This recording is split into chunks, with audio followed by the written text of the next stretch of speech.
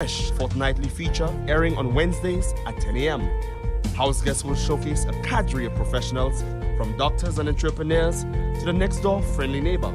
So tune in as we network the community with a platform for open, frank, and informative discussion. Only on Sufra FM, your radio station.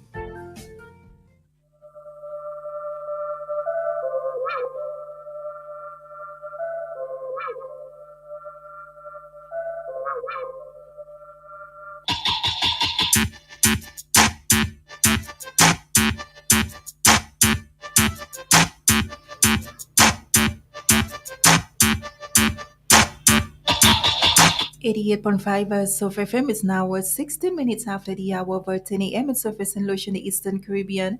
Good morning, good morning, good morning to you. It's a beautiful Tuesday, and I'm delighted to be here with our operations manager, Mr. Lester CAZAUBON. A special good morning to you, and who's also joining us virtually, Miss Maria Medard from NEMO. Good morning to you. Good morning.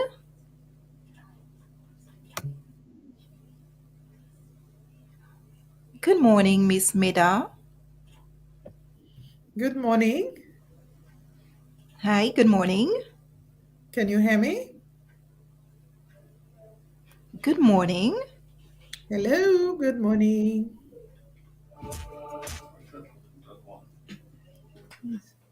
Good morning.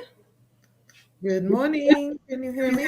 Yes, I can. Good morning to you. How are you this morning? I am doing well, thank you. And you? I'm well, thank you. It's a pleasure to have you joining us virtually to have such a lovely discussion. In our midst, we have Mr. Lester Casabo, our operations manager, so for Regional Development Foundation. To the audience as well, I say a special good morning to you.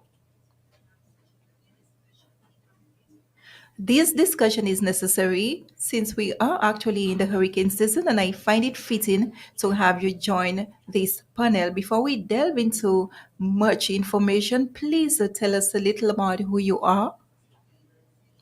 Okay. Again, the name is Maria Mida. I am the Deputy Director of NEMO.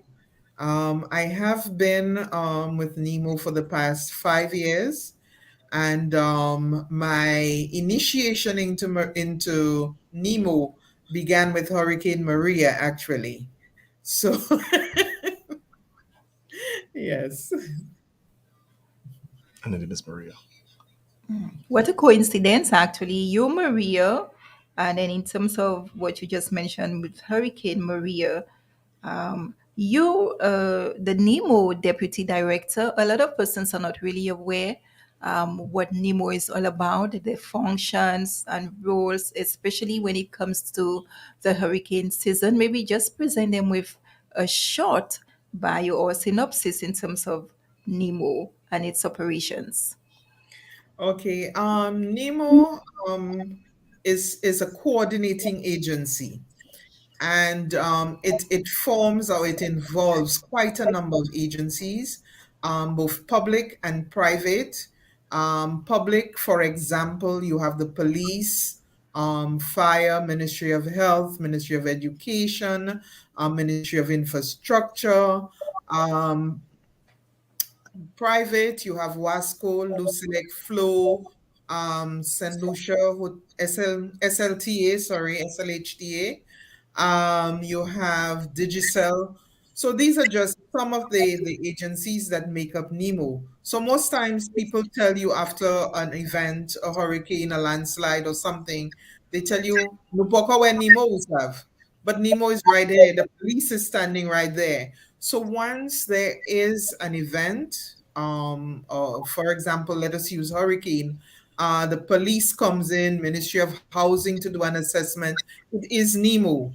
NEMO is not the little office at BZ. The office at BZ is the one that supports, it provides administrative support to the whole NEMO system. So NEMO really kicks in when there is a need, when there is a disaster for the country or community itself. And what it is, we also try as much, I mean, on the outside, sometimes we try to assist individual families because we do understand the economic situation. We do understand that people are going through trauma. We also respond to the region when they themselves have a disaster. So we try to assist as much as we can. I note, for example, I just mentioned Hurricane Maria in Dominica, and the La Soufre volcano eruption last year in St. Vincent.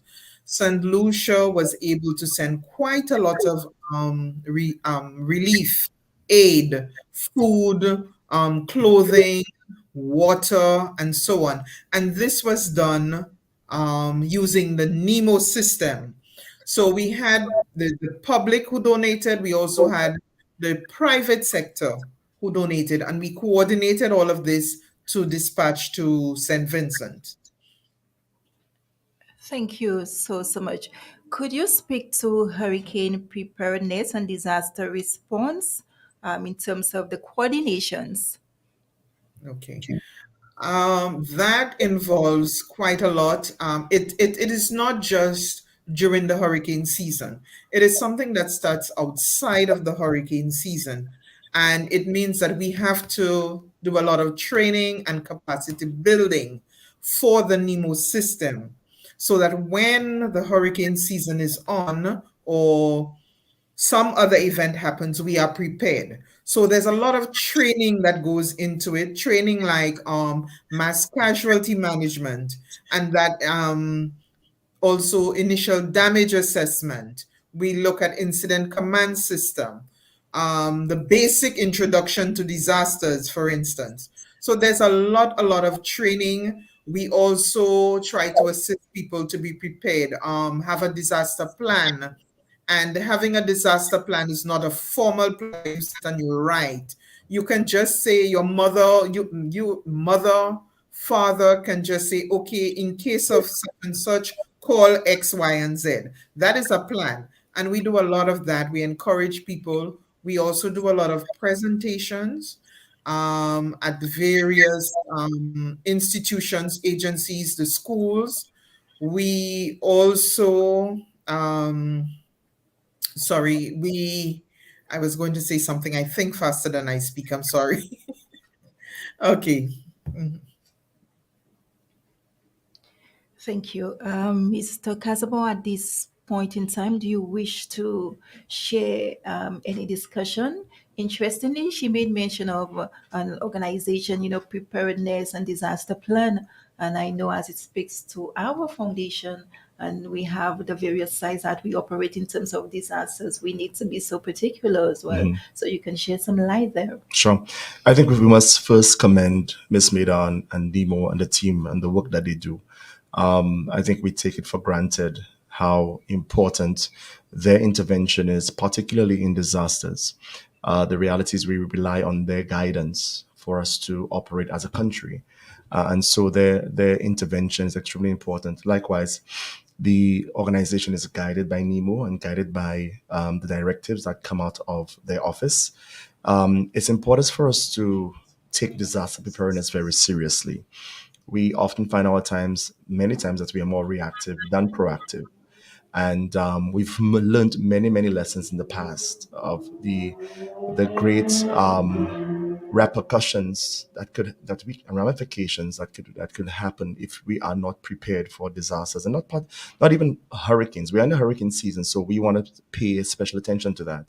But in general, they need to be prepared for disasters. A disaster could be an accident outside of your office. It could be a fire in your so in that with that, and we are very happy that 88.5 was able to put this program together, the series of programs to recognizing and establishing the hurricane preparedness suite of programs, so we can heighten awareness.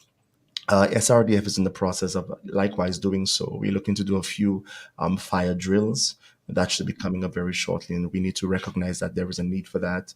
We're looking to work with NEMO very closely. We're looking to enhance our plan. There is a plan for Sulphur Springs in terms of any volcanic activity that may happen. So we are, and we will be having discussions with NEMO very shortly, so we can shore up a plan that we have. We have an existing plan, but we need to augment that plan, notwithstanding, Ms. Mida mentioned we had the volcanic eruption last Soufriere last year in St. Vincent.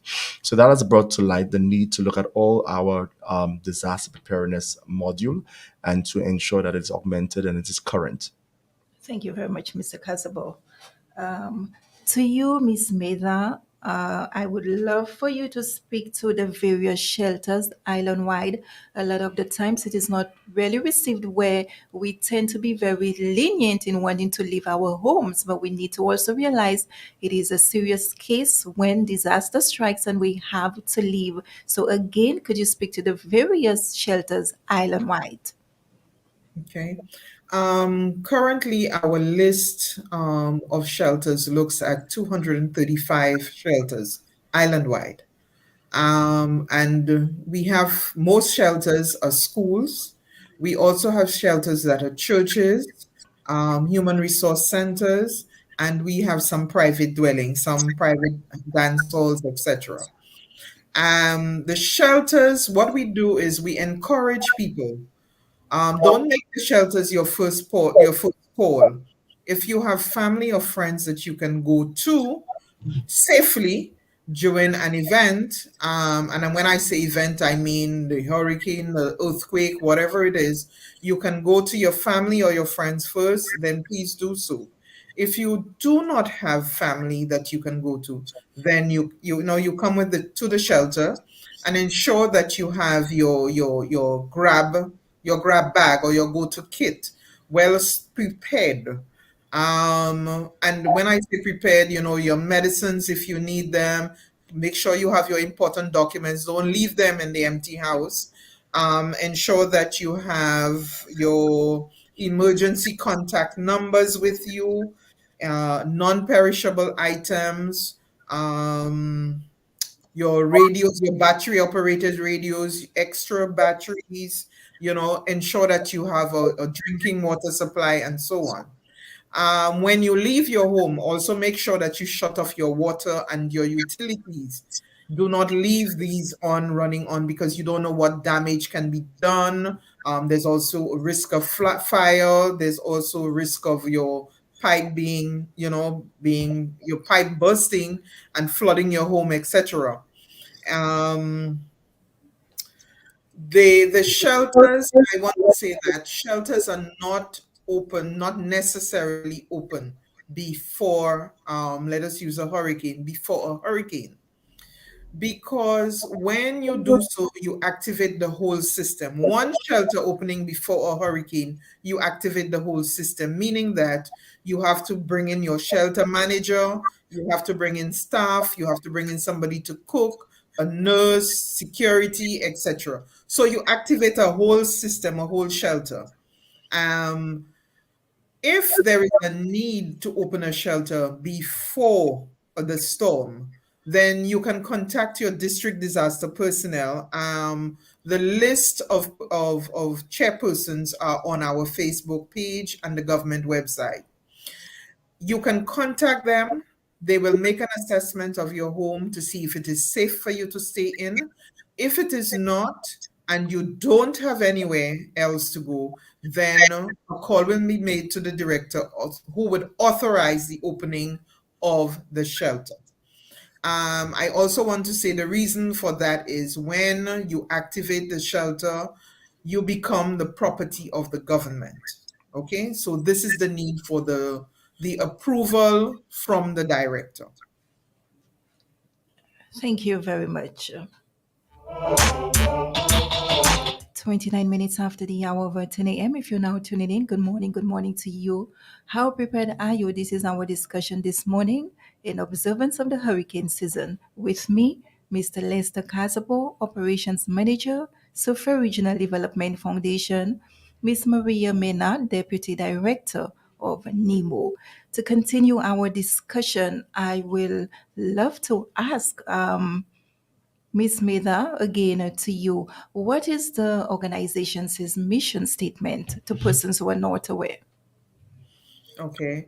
It is to have the nation in a state of readiness, um, for to prepare for an event. Sorry.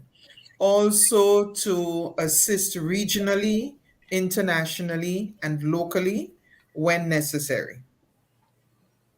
Nice. Mr. Casabo, I know it must have crossed your mind as well too. Each organization have the mission statement, and would you maybe care to share our mission statement, what we're all about, what we stand for, and given the remarkable works we've done? Yeah, well, we are very clear in terms of what we do as an organization.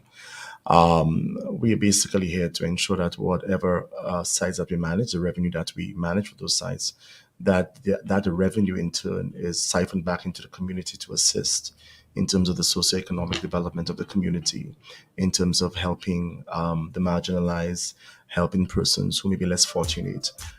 We have many programs that speak to that. We have a scholarship program that assists with school books and bursaries. We also assist in areas of where there's need for medical assistance in terms of donations. So that's part of what we do primarily. And we are very much part and parcel of the whole the tourism product that we offer, which is very key in terms of what the nation offers as in terms of contributing towards its GDP. So our mandate is very, very wide and it touches many, many lives and has different aspects in terms of the support that it brings, the economic support it brings. Additionally, we also hold many educational symposiums, and we partner with other agencies to help build capacity in different areas to help our youth, young mothers. And so there's a plethora of activities that we are involved in. And so we very much key to that process. Having said that, as of the past couple of weeks, we have had meetings with our community liaison officer and other officers to be partners with NEMO. So we can have and help in whatever way we can in terms of capacity, whether it's a matter of giving some kind of infrastructural support or any type of support that we can give to help the efforts of NEMO on the ground in Soufriere. We're very much going in that particular direction. So that's one of the areas in which we are now looking to partner with NEMO, and we've spoken to our community liaison officer to begin the process. I think we have a few persons who have already joined on the local chapter of NEMO in Soufriere.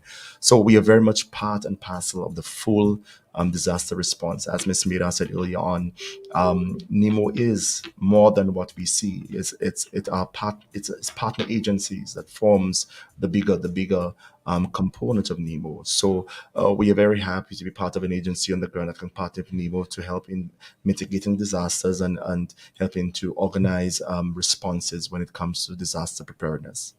Thank you very much, Mr. Casabo. Just a concern to persons who have, I should say, maybe infants or toddlers, and they need to evacuate their homes. What measures are there for such persons? Oh, okay. Well, it would still be the same as a normal person.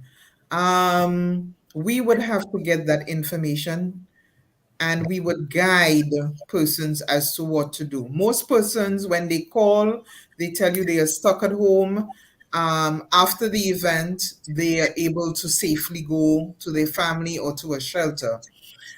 With infants, again, you have to be mindful as a mother, you have to put your child first when you are evacuating.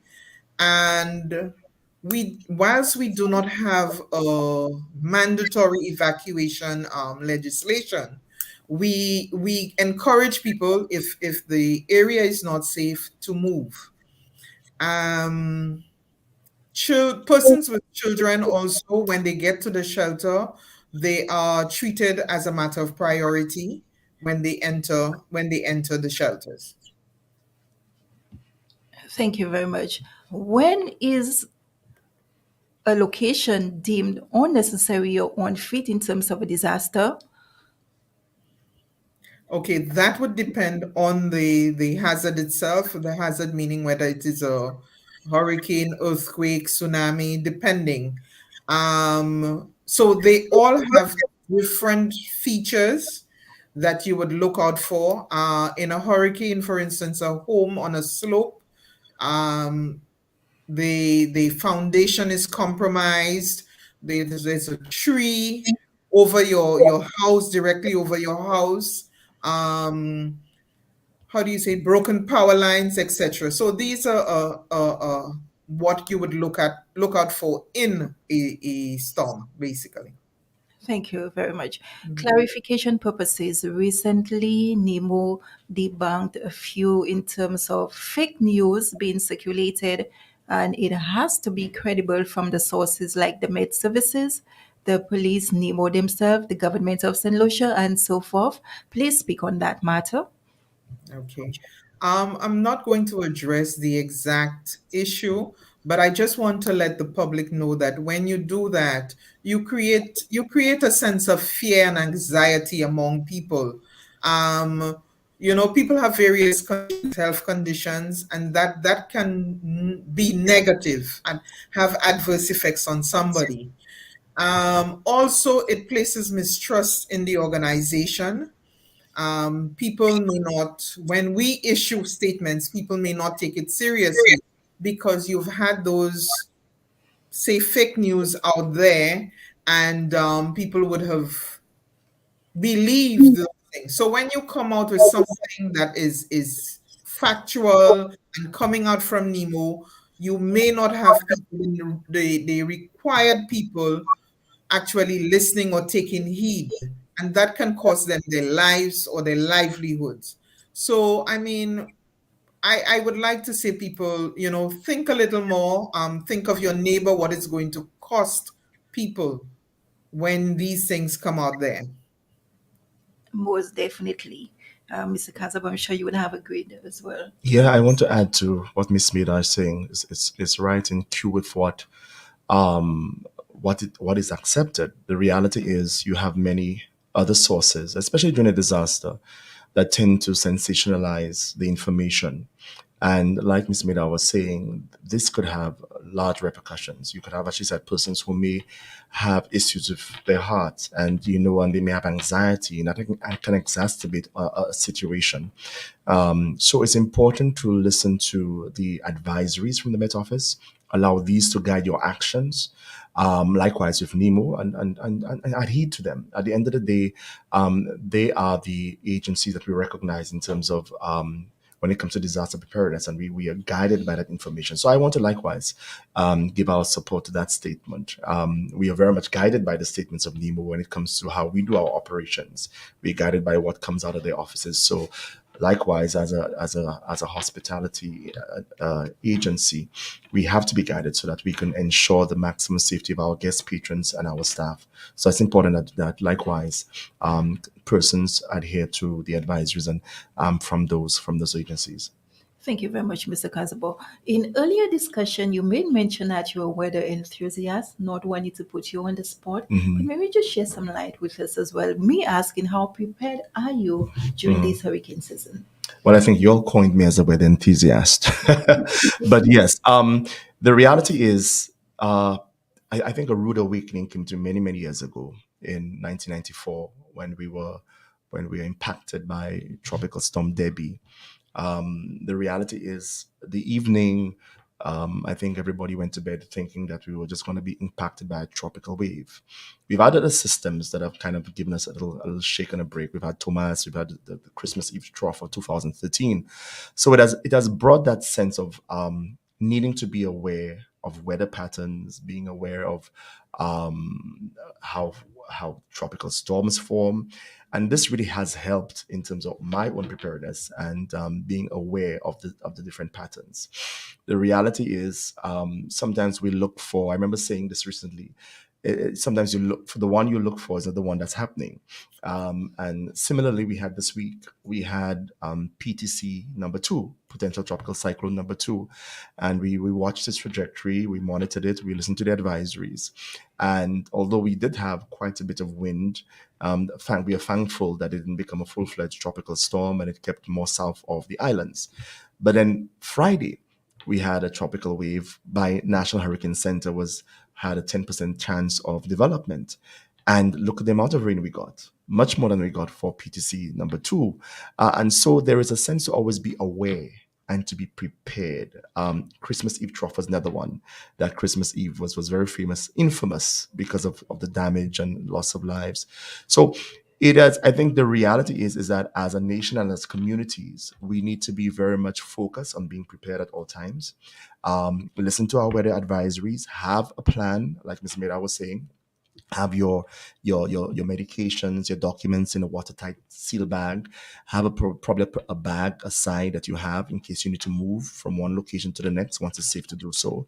Ensuring that you have the non-perishable goods and the supply of water. So in the very instance that there is a need to move, that you have it. Likewise here, with our team, when if there is a need for us to leave our offices, whatever, we have those supplies that we've put aside, and those security guards or persons that are left behind, we make sure that we have supplies on side for them, so they can navigate for the evening or whatever it is. So the general idea is to be aware. Awareness is key, and the right source of information is also important.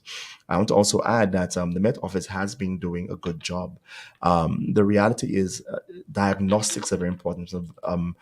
Looking at weather patterns and giving weather forecasts. I would love to probably see a radar system for St. Lucia. I know Barbados has a very good radar system, and I think the Met Office uses it. So probably there may be some more tools that our local Met Office may need, but based on what they have, they've been doing a good job. So we need to be very supportive of our agencies, and at the very end, allow that to guide our process when it comes to disaster preparedness. Definitely. And persons need to heed the various information that are being put out there from the credible sources.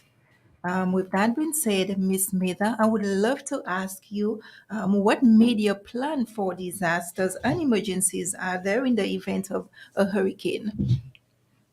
Okay. In the event of a hurricane season, NEMO has a committee called the Information Committee, the National Information Committee.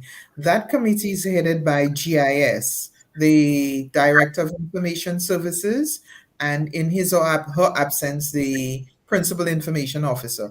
So that committee would kick in to provide information to the public. It is also made up of various media personnel, both public and private. So the information would flow out of the National Emergency Operations Center, which is the NEOC at the office in BZ. And yes, so that's it. Mhm. Nice. Also speak to the hazards, the specific plans, the policies and guidelines. Okay. For each hazard, there is a plan. It is also available on our website, nemo.gov.lc. We have plans for hazards such as the hurricane, earthquake, tsunami, flooding, volcanic eruptions. So each hazard has a specific plan, a specific response for each plan. Thank you. Earlier on, you spoke on the shelter management plan. So I would love, just before we leave this interesting discussion, speak to national plan for transportation in disasters. A lot of the times there's a disaster and we need to get from one place to another, and most of the times it's not the easiest because of all the debris. So maybe speak to us in terms of mobility. Okay. Um, let's use a hurricane as an example again. After a hurricane, you are not to venture out until the all clear is given by NEMO. Now, the all clear, there's a confusion that we've noted and we have tried to correct it. People say that Met gives one all clear, NEMO gives another. We have corrected that. The Met Services gives a discontinuation of the weather system, and that is not for the public. For the public to act. Sorry, it just informs you that the system has passed us. That does not mean that there's no more rain and wind and so on, but it gives the first responders the initial damage assessors, the initial overview situation, sorry, assessors also. It gives the Ministry of Housing, infrastructure, the police, the fire, flow, WASCO, Lucelec. It gives them that opportunity to go out there, assess the damages, and take initial, how do you say it, initial action. So if there's a wire across a road, an electrical wire across the road, Lucelec will take it and do whatever is necessary so that it is no longer a hazard. This is the reason why we tell people do not venture out after the storm, after the discontinuation given by Met, until the all clear from NEMO is given. That is when you go out. Okay. Um, We also have, um, sorry, go ahead. You were asking me a question. Continue. I would have just specify. I'm very happy you stressed on that point. A lot of the times, persons are very curious. They tend to go out when something is happening, rather than staying in and being safe. Yes, yes, very much so. And it creates a problem also for the police because the police also have their duties, their functions.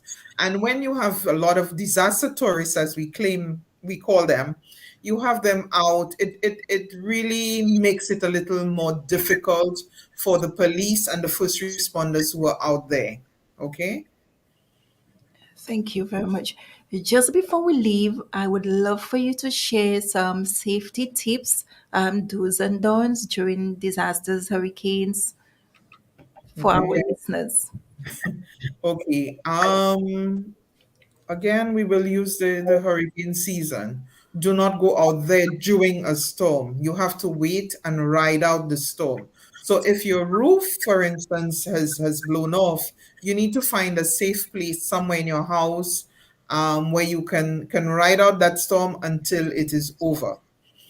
Always make sure that you have a drinking water supply because you know that the water supply can be interrupted during the storm. We also know that depending on the nature of the storm, Wasco would have closed some of their mains for safety. Always make sure that you have your batteries, you have a battery operated radio, so you know what's happening. You keep abreast of what is happening, the information that is put out there, guidance for you. Thank you very much. Mr. Casabo, any tips you would love to leave with our listening audience? Well, I think in hindsight, Miss Maida has given a very clear indication of in terms of tips and what needs to be done. I just want to add just this in terms of this particular hurricane season. The Colorado State University, they're one of the leading agencies when it comes to putting out predictions for the expectation of the hurricane season in terms of the number of storms. And they have a degree of skill in terms of doing. They've been doing for quite a number of years. It was led by Dr. Phil Klotz. It's now being led by Dr. Phil Klotzbat. It was previously led by Dr. Gray. And for this year, they're looking at a very active, above average season. I'm saying that specifically because I think it's important that there is a level of awareness and heightened awareness. We've seen for the past month, June, in comparison to last year, the amount of rain that we've had. And I don't want to underscore this point. It's not about just seeing an organized tropical system to be aware or get prepared.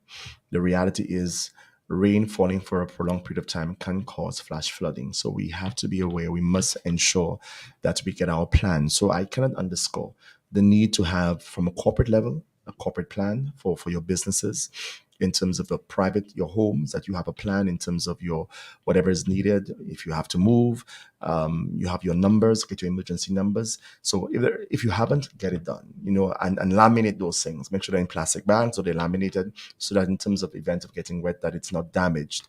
So, and I don't want to again belabor the point, but this season, like all seasons, I mean, whether it's one or two storms, just take one storm, as we saw with Dominica sadly in 2017 with Hurricane Maria. But I want to again indicate that we are in for quite what looks like an above average storm, and particularly based on some of the models that I've been watching, It looks like the majority of the bulk of the rain may be in the more southern regions of the Caribbean. So it would put us in a greater sense of awareness. So my take from this and my admonition is for us to be very much ready and prepared, not anxious. Be guided by that. I mean, at the end of the day, get the right information from the right sources, but allow that to inform you in terms of the decisions that you make. Thank you very much. At this time, I would love to have final comments from both individuals. Miss Mather, please leave your final comments. Okay, I want to encourage everybody to be prepared. Ensure that you know what to do. If you're not sure, you can give us a call at NEMO 4523802 or contact your local district disaster committee. The district disaster committee in Sufra is headed by Mr. Placid Lascaris. And I also want to let you know that come July 14th, we will be having an election to elect a new chair. And the reason being is that we normally have elections, supposed to have elections every 2 years. So we will be having that election on July 14th at 6 at the Sufra Infant School. Be part of your district disaster committee. Come in, make a difference. I also want to say thank you to the team. They have been working very, very hard over the years, and they are volunteers. They've been doing it out of their own pocket to assist. And please listen to the official sources. If you're not sure and you have received a WhatsApp or something, please call your district disaster committee, call NEMO. Do not panic. Try and get the correct information. Thank Thank you. you. To you, Mr. Casabo. Well, just want to reinforce what Miss Madar said. It is key. Again, the right sources are important. Anxiety, fear doesn't in any way quelch the disaster. Being prepared helps you mitigate the major risk that you have. So, again, be aware, be prepared. But at the end of the day, let's make sure that we listen to the right sources. Again, keep that in mind so we do not in any way exacerbate any situations. Thank you very much. 88.5 of FM. This has been House Guest for today, a special edition in observance of Hurricane Preparedness Week. Just before I leave, I would love to reach out to our online listeners. Thank you so much for tuning in. Macrina Nestor, good morning to you as well. Thank you for the support. Nicholas Alcendo, good day to all. Interesting message of conversation concerning public safety and readiness regarding this hurricane season. Nick Alcendo, all the way in the UK, England. Good morning and thank you so much. To all our listening audience via frequency, thank you for tuning in. Do have yourself a productive one. To you, Mr. Milius, thank you so much for facilitating as well.